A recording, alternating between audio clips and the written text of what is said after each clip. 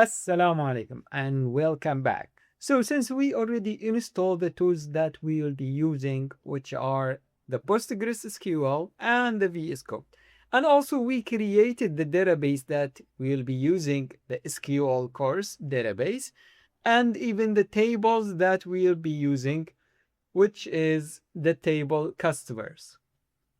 So let's start creating our first query. But before we create it, as we I say already said, that I'll be first explaining what is the query and how the query is being executed. So you have fully understanding about the query and how we can transform it or change it to to achieve what we want.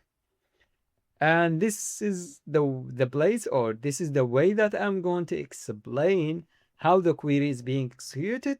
Then after that, I can go to VS Code to execute or write the query and execute it in the VS Code and see the result. So let's start the first query that we'll be working on, which is select all. Select, by the way, select is the most common keyword that we'll be always using, because it select means retrieve or recall. So what select does is take in the query and go to the database and then take back or recall or retrieve the data that we have from the database according to the queries, of course. So let's start here, select, and always when we have a keyword like select, and by the way, also always when we have a keyword, it should be written as it is. Because if we have even a small spelling mistake, it means that SQL will not be able to recognize the word or the keyword, and also it will not be able to execute the query. So we should write it as it is. It's okay to have it small or capital, it doesn't matter. The most important thing is that it should be written the same way. No spelling mistakes are allowed. Okay. So selected means retrieve. So recall or retrieve or take the data from the database. And here we have the asterisk. It means all. So this means select all. It means take all the columns. Take all the columns from, and then we should write the table. Here we have the table is customer. So we should make it just small customers. So here select all from customers.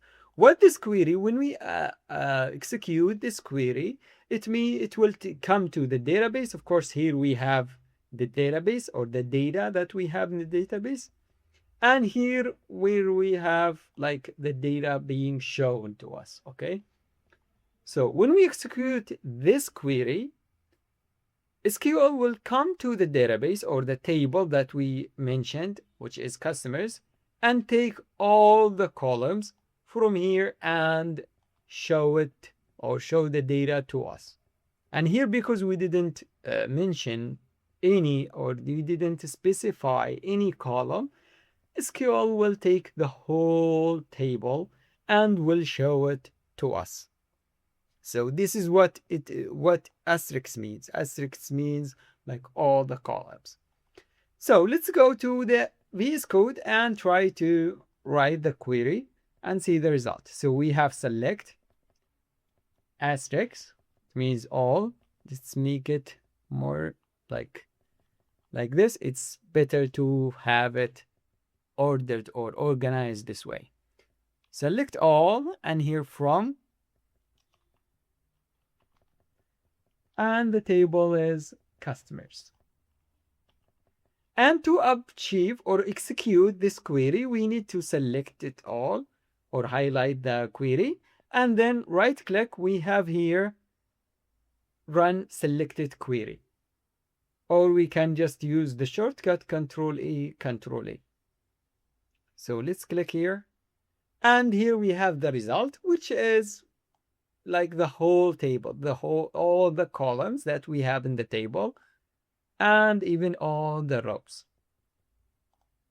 Sometimes we use this way when we have like small amount of data that we have in the table.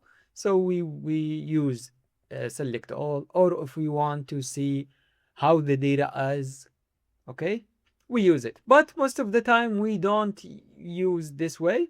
We specify the columns that we really care about or that we really want to see.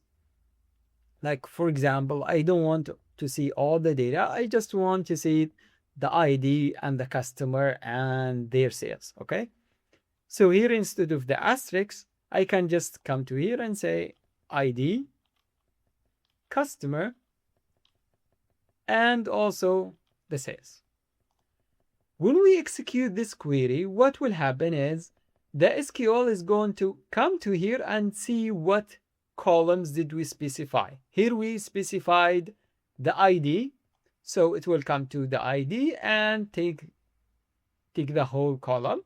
And then we have the customers, so it will look for the customers, and here is going to retrieve the whole column. And also we have the sales, so it will come to here. We don't want country or city, we want just the sales. So we will SQL will recall the sales column. So this is going to be the result according to the query that we have. And the order is going to be according to the order that we have in the query. For example, if we change the ID, we didn't write it in the beginning, but we wrote it in the end. So here we have customers, sales, and the ID at the end. The result will be different. It will start with the first one, which is the customer. It will come to the customer and recall the customer. And then the sales according to the order. And we have here the sales. And the last thing that we have is the ID. So it will come to the ID and recall the ID. So the result will be like this because we have this kind of order in the query. And of course, always remember that when we have multiple columns, we need to write a comma between each column and another column. Okay? And the last column, of course, we don't write a comma because it is the last one. So let's now write it here. Instead of the asterisk, we don't want the asterisk. We want ID, then comma, customers or customer. And then we have the sales. Control E to select them all, or we can just select them like this, and then Control E, Control E. So we have the result, ID, customer, and sales. If we change something like query, we don't write ID, we write it after the customer. Like here, we write it like ID or ID. Then Control E, Control E. We have the result, customer, ID, and sales. The result will be according to the order that we have in the select clause. So this is how we can apply or how we can select the whole column or the whole table, or we select or specify certain or specific columns from the table.